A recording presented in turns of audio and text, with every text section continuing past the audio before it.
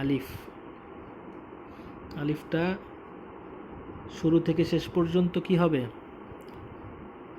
A to Z কলম ধরে রাখতে হবে, শেষে চিকন হবে না, আর একটু বাঁকা হবে। এই তো আলিফ। তারপর হচ্ছে বা। বা জিল ফাটা, এই যে একটু বাঁকা হবে। তারপরে এই তো বাটা আবার লিখতেছি, এই আস্তে করে ছেড়ে দিতে হবে, ঠিক আছে? হ্যাঁ, আস্তে করে ছেড়ে দিতে হবে, একটু ডানে ঝুঁকবে, এরকম এরকম যাতে না হয়, এরকম যাতে না হয়, যে এই যে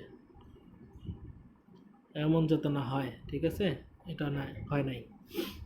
বা, এখানে এক নোক্তা নিচে বা, আর 2 নোক্তা পরিমাণ একটা টান দিলে এটা হবে তা।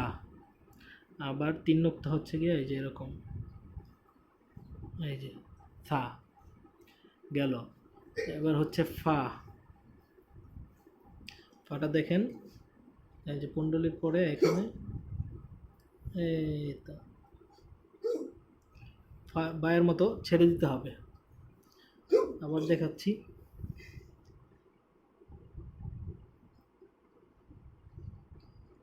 এই যে, ঠিক আছে? এই মাথাটা এখানে একটু ফাঁকা থাকবে। হ্যাঁ, এই যে এরকম যাতে না হয়, এই যে দেখাই, এমন যাতে না হয়, এটা না, এটা ভালো করে খেয়াল করেন। এখানে কি ভুল আছে?